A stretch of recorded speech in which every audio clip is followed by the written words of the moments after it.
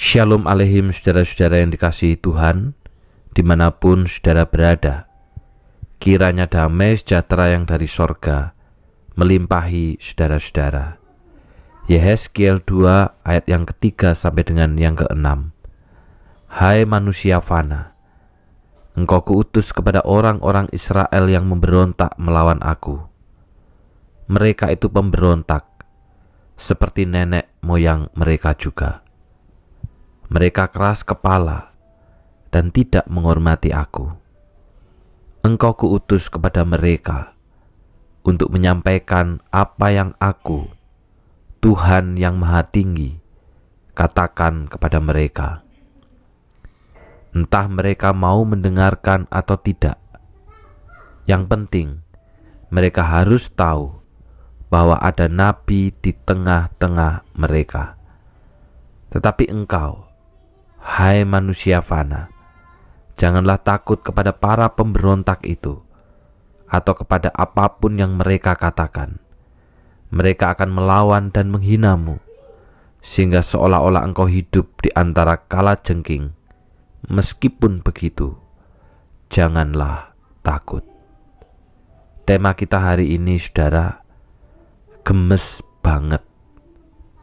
Apa itu gemes atau gemas? Kamus Besar Bahasa Indonesia memberi arti sangat jengkel, sangat marah, tetapi itu di dalam hati. Pernah enggak saudara, kita itu gemes, mungkin dengan suami, dengan istri, dengan anak, dengan orang tua, atau bahkan dengan orang lain. Kita itu gemes banget begitu. Nah saudara, gemes inilah yang juga dialami Allah terhadap umatnya. Dalam pasal yang pendek ini, 5 kali Allah menyebut umatnya, mereka itu pemberontak, seperti nenek moyang mereka juga. Dalam tata bahasa Ibrani, diulang 2 kali, itu sangat penting. Apalagi di sini sampai diulang 5 kali.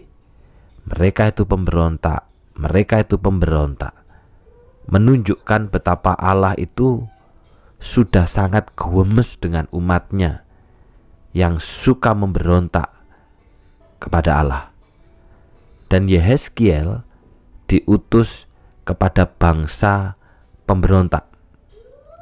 Tugas ini tentunya berat sekali saudara.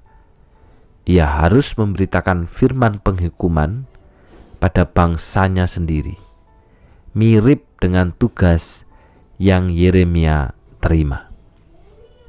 Tugas Yehezkiel yang berat ini dipaparkan demikian. Ia akan menghadapi bangsa yang mendurhaka kepada Tuhan, baik mereka maupun nenek moyang mereka telah berlaku tidak setia kepada Tuhan.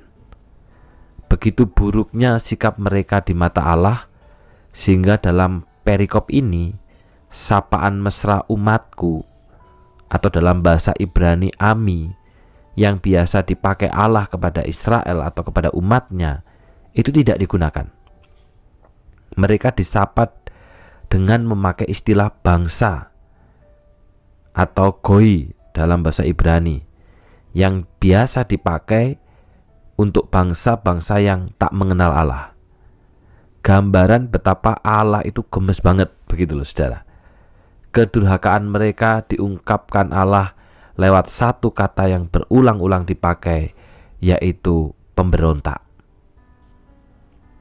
Ayat 3, ayat 5, ayat 6, ayat 7, ayat 8. Dan 2 kata yang menunjukkan karakter yang tidak mau diajar, yaitu keras kepala dan tegar hati. Nah, maka pertanyaannya saudara, apa artinya umat yang suka memberontak ini? Dalam terjemahan versi mudah dibaca, dalam ayat yang ketiga itu berbunyi begini. Umat itu dan nenek moyangnya telah sering berbalik melawan aku. Mereka telah berkali-kali berdosa terhadap aku, dan mereka masih berdosa terhadap aku hari ini.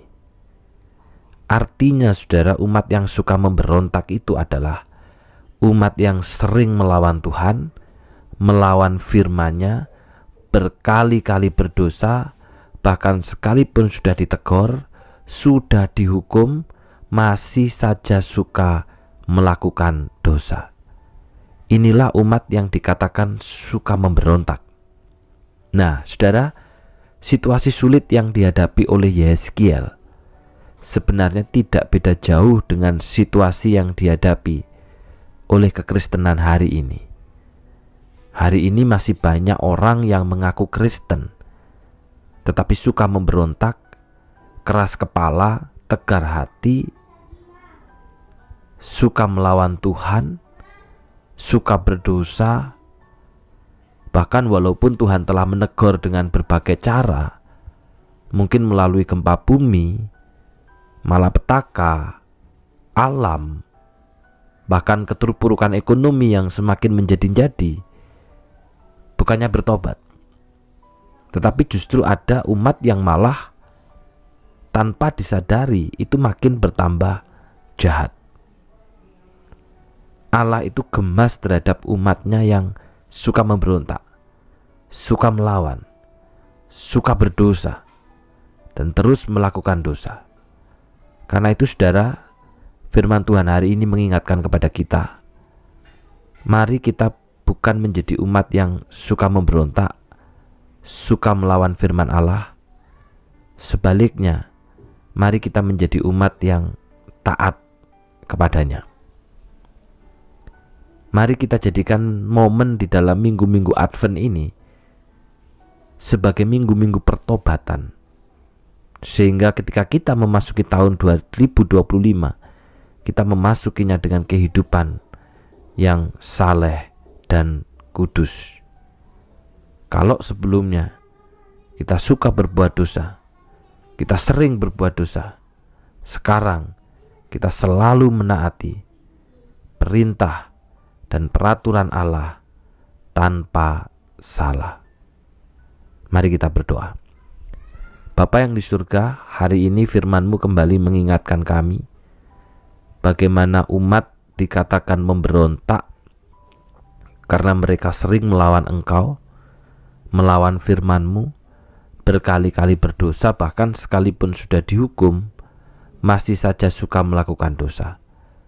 Karena itu Tuhan, tolong kami supaya kami bukan menjadi umat yang suka memberontak, suka melawan, tetapi umat yang suka hidup di dalam ketaatan. Oleh karena kami terus belajar selalu menaati apapun yang Allah perintahkan dan tetapkan tanpa kesalahan. Biarlah di dalam minggu-minggu Advent ini menjadi minggu-minggu pertobatan bagi kami, manakala kami akan memasuki tahun 2025 itu dengan kesalehan dan kekudusan.